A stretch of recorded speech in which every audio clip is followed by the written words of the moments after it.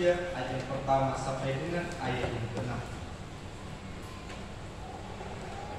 Yeremia pasal 23 ayat yang pertama sampai dengan ayat yang ke-6.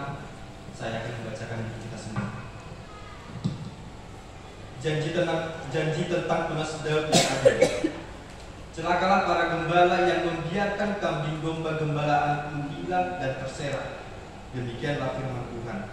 Sebab itu, beginilah firman Tuhan Allah Israel terhadap para gembala yang mengembalakan bangsaku.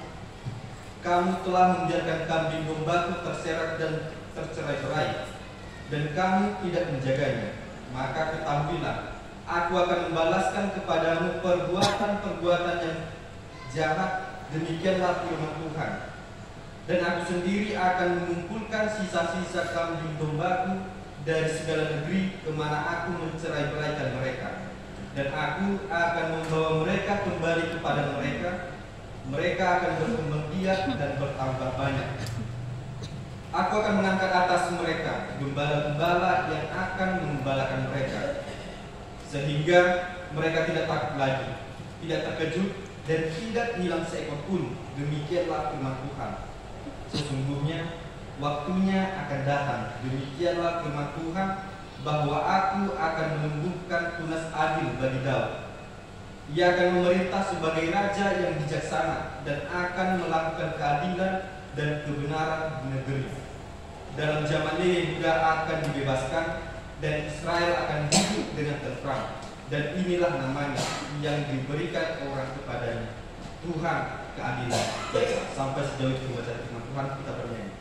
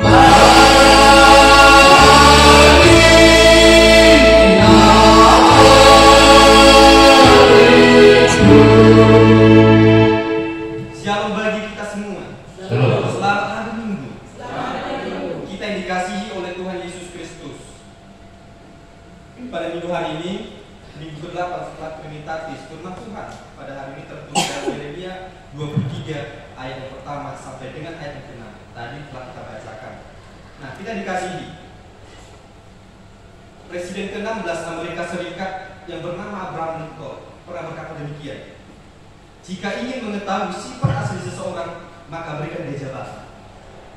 Jika ingin mengetahui sifat asli seseorang, maka berikan dia jabatan. Bapak Ibu dan saudara-saudara yang terkasih, dari kata-kata ini juga lah yang pernah dikatakan oleh seorang yang bernama Basuki Cahayapurnama atau yang terkenal sebagai nama Ahok pada masa panas-panasnya pemilu, pada masa panas-panasnya kampanye dalam pemilihan gubernur Jakarta. Nah, dalam hal arti ini pun bukan sembarang perkataan yang dikatakan oleh yang mengatakan yang tersebut, Abraham Lincoln. Artinya yang pada dasarnya perkembangan zaman, bertambahnya hari demi hari, bulan demi bulan, dan tahun demi tahun, banyak orang mengejar kepemimpinan demi 3 hal: harta, tahta, dan kekuasaan. Sehingga fungsi asli dari kepemimpinan itu hilang bersama dengan apa yang dia inginkan. Maka dia mengatakan, jika ingin mengetahui sifat asli seseorang, beri dia jabatan. Nah, tadi saya mengatakan ada 3 hal yang dapat menghancurkan manusia: harta, tahta, dan kekuasaan. Nah, ketiga hal ini identik, sangat-sangat identik dengan namanya kepemimpinan atau leadership, atau yang lebih kita kenal pada saat ini adalah seorang gembala.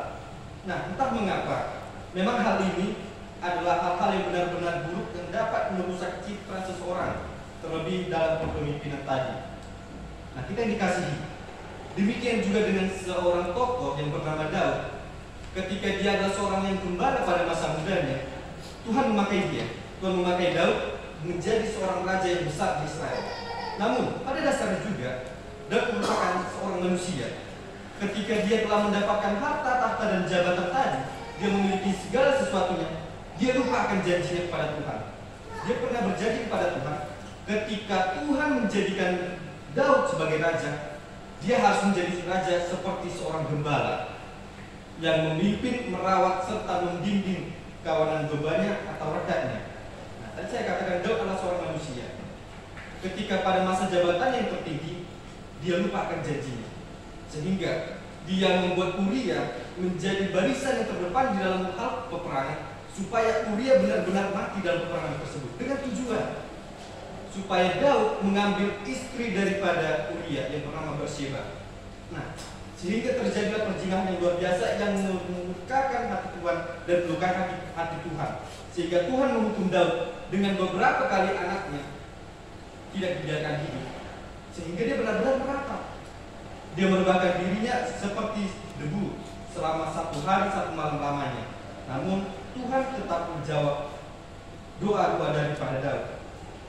Kita yang dikasihi, sangat banyak jenis-jenis gembala di dunia ini, namun hanya satu gembala, hanya satu yang gembala, benar-benar gembala, yang kita kenal sebagai Tuhan Yesus Kristus. Dalam Yohanes 10 ayat yang 11, Yesus mengatakan, "Aku adalah gembala yang baik. Aku adalah gembala yang baik." Dikatakan, "Aku gembala yang baik." Gembala yang baik memberikan nyawanya bagi domba-dombanya. Tuhan Yesus memberikan teladan yang baik bagaimana selayaknya seorang gembala tersebut, bagaimana layaknya seorang pemimpin tersebut. Bahkan dalam Kidung Jumat pun sangat banyak. Dalam Kidung Jumat sangat banyak beberapa lagu yang menggambarkan Yesus adalah gembala. Bahkan dalam buku ND, kalau kita tadi menghayati lagu buku ND nomor 188 atau buku nyanyian nomor 188 dikatakan, "Yahovah sifat mahana, Tuhanlah gembala." Oleh karena itu, kita yang dikasihi, yang menjadi topik tema pada firman Tuhan terlebih dalam ibadah pada saat ini, yaitu Tuhan mengembalakan umatnya. Tuhan mengembalakan umatnya. Bapak Ibu serta saudara-saudara yang terkasih dalam nama Tuhan Yesus Kristus, nah, kitab Yeremia ini dituliskan oleh Nabi Yeremia tersendiri. Dituliskan oleh Nabi Yeremia itu sendiri, salah satu dari keempat nabi besar yang berada di Perjanjian Lama. Di antaranya Yesaya, Yeremia, Yeskiel, dan Daniel. Yeremia adalah salah satunya. Dia berasal dari satu desa yang kecil yang bernama Anatot. Dia anak dari seorang imam. Nah, pada masa pelayanan Yeremia, Tuhan memakai dia pada masa mudanya. Tetapi dia mengatakan dengan menolak Tuhan bahwasanya aku adalah seorang muda, bahkan aku tidak pandai berkata-kata. Yeremia mengatakan demikian. Aku adalah seorang yang muda, bahkan berkata-kata pun saya tidak pandai. Tetapi bukan menjadi alasan dia adalah seorang yang muda, bukan menjadi alasan dia adalah tidak berpandai berkata-kata, bukan menjadi alasan tua muda atau lain sebagainya. Tuhan memakai. Bahkan orang jahat sekalipun, jika Tuhan menginginkan, Tuhan pasti akan pakai. Nah, karena Tuhan benar-benar adalah gembala yang memberi teladan terlebih dahulu, memberi contoh baru menyuruh kawanan dombanya. Kita dikasihi pada dalam pasal 23 ini, Yeremia menyebutkan tentang bagaimana karakteristik daripada raja-raja Yehuda. Ketika masa-masa Israel dahulu, Israel terbelah dua, jadi Israel Utara dan Israel Selatan. Nah, pada masa ini, pada pelayanan Nabi Yeremia, bangsa Yehuda ini termasuk dia adalah ibu kota daripada Israel Selatan. Nah, makanya Israel Selatan merupakan langsung raja-rajanya tersebut keturunan langsung daripada Daud. Dan Israel Utara, ibu kotanya ialah bangsa Samaria yang kita kenal dan tidak memiliki Tuhan. Nah, Nabi Yeremia dia melayani bangsa Yehuda pada masa perbuangan ketika bangsa Yehuda dibuang oleh Allah dan dijajah oleh bangsa Asyur bertahun-tahun lamanya. Tetapi Tuhan memakai Yeremia untuk kembali, supaya bangsa ini kembali dari hadapan Tuhan. Dalam pasal 23 ini Yeremia menubuatkan tentang raja-raja Yehuda yang berasal dari keturunan Daud. Nah, dengan tujuan supaya Yeremia menegur raja-raja itu sebagai gembala-gembala yang jahat. Kenapa demikian? Yang pertama, raja-raja jahat tadi memerintah dengan sesuka hatinya. Dan yang kedua, raja-raja keturunan Daud tadi dia memerintah untuk dirinya sendiri, bukan untuk Tuhan. Dan yang ketiga, mereka memerintah atau menjabat demi hidup yang mewah. Nah, sehingga Tuhan Allah membuang bangsa Yehuda dengan tujuan supaya habis atau lenyap sudah keturunan dari Daud, supaya bangkit raja-raja yang baru yang benar-benar mengenal Allah. Nah, kalau kita juga melihat bagaimana histori atau sejarah daripada dosa yang benar-benar dilakukan oleh bangsa Yehuda, yaitu dosa-dosa yang sangat gemar mereka lakukan, itulah penyembahan berhala. Sejak pada zaman dahulu pun, ketika bangsa Israel keluar dari tanah Mesir, dosa yang sangat dia cintai, bangsa Yehuda cintai, yaitu menyembah berhala. Ketika Musa naik ke Gunung Sinai 40 hari lamanya, dan bangsa Israel berpikir bahwasanya Musa tidak akan kembali, mungkin dia sekali akan mati dan lenyap.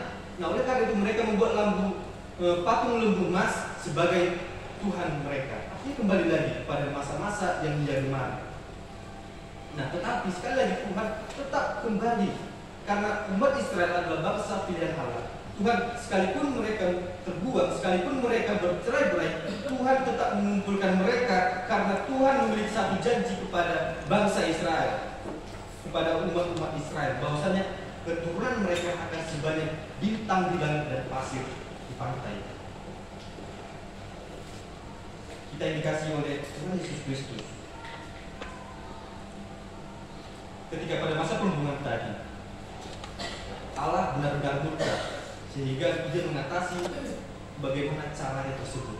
Dia membiarkan bangsa ini dijajah demi melenyapkan semua keturunan Daud pada masa itu. Lalu, apakah Allah melepas tangan atas kejadian tersebut? Lalu, apakah Tuhan membiarkan bangsa itu terbuang begitu saja? Tidak. Di ayat 4 dan ayat 5 dikatakan demikian. Aku akan mengangkat atas mereka gembala-gembala yang mengembalakan mereka, sehingga mereka tidak takut lagi, tidak terkejut, dan tidak hilang seekor pun. Demikianlah firman Tuhan, sesungguhnya waktunya akan datang, demikianlah firman Tuhan, bahwa aku akan menundukkan tunas adil bagi Daud. Ia akan memerintah sebagai raja yang bijaksana, dan akan melakukan keadilan dan kebenaran di negeri. Di sana dinyatakan bahwa kehadiran raja baru akan datang, telah dijanjikan akan menjadi tunas yang baru, akan menjadi tunas yang adil bagi Daud. Bahkan gembala yang dinyatakan juga adalah gembala yang rela menghilangkan nyawanya demi kawanan domba yang jelas. Dia adalah satu, yaitu Tuhan Yesus Kristus. Ketika Tuhan Yesus datang ke dunia, dia membawa pembaharuan.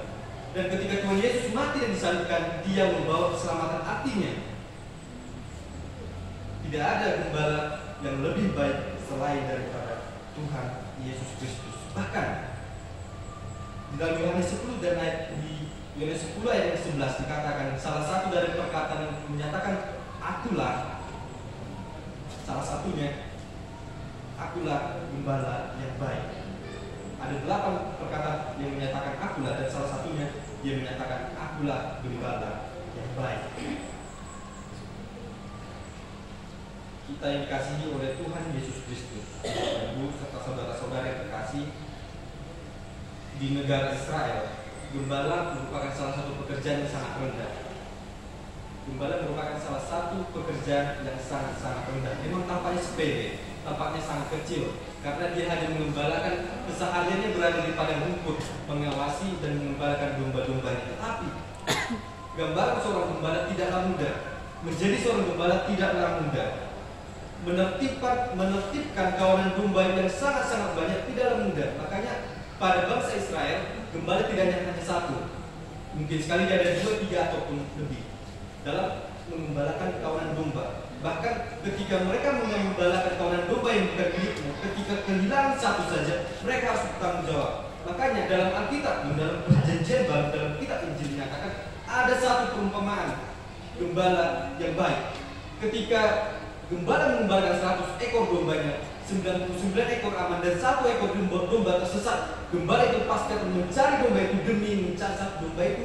Dia rela menghilangkan nyawanya, dia rela menaruhkan nyawanya demi satu domba tersebut. Tetapi ketika dia mendapatkan domba itu, dia akan sangat bersuka cita, bahkan berpesta pora akan domba yang dia dapatkan.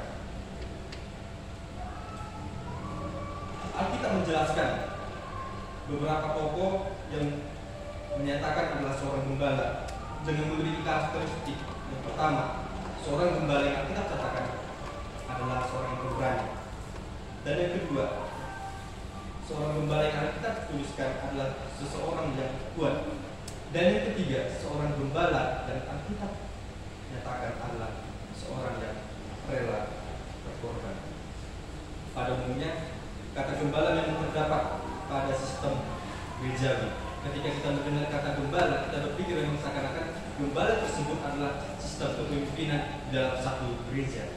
Tetapi pada masa ini, gembala atau kepemimpinan tersebut tidak hanya terdapat dalam satu gereja saja, melainkan di dalam satu instansi, persekolahan maupun pekerjaan, bahkan dalam keluarga pun perlu yang namanya pengembalaan, kepemimpinan ataupun leadership.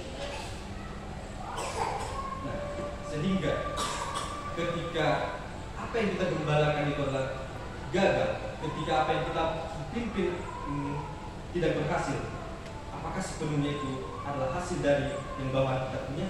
Tidak, melainkan itu tergantung bagaimana kepemimpinan seseorang. Pada dasarnya banyak pemimpin, sangat banyak pemimpin yang selalu mengharapkan keberhasilan, bukan kegagalan. Tidak ada seorang pun yang mengharapkan kegagalan. Lalu ketika kegagalan itu ada, ketika kegagalan itu terjadi, apakah sepenuhnya salah anggota? Jawabannya tidak. Kebobrokan, kesalahan, kegagalan kerap terjadi, tetapi mari kita introspeksi diri sebagai pemimpin, sebagai seseorang yang digembalakan dalam gereja, pekerjaan dan keluarga. Sudahkah kita memberikan contoh yang baik akan hal tersebut? Kita yang dikasihi oleh karena itu, mari kita jadikan Yesus sebagai teladan yang melandaskan sesosok gembala yang baik atau seorang pemimpin. Ketika Tuhan Yesus sudah mengembalai kita, rasa ragu, bimbang dan khawatir tersebut tetap pasti ada. Tetapi apakah ketika kita menyatakan Tuhan adalah gembala, ketiga hal tersebut tadi, ragu, bimbang dan khawatir, ada dalam pada kita, apakah kita menyatakan bahwasanya kita tidak memiliki jawaban? Tidak, melainkan sepenuhnya mari kita bawa dalam doa kita. Biarkan Tuhan mengembalakan kita dalam kepemimpinannya melalui firman Tuhan yang boleh bisa dengarkan setiap saat. Kiranya firman Tuhan pada saat ini dapat menguatkan kita dalam menjalani kehidupan kita dalam satu minggu. Amin. Kita bernyanyi.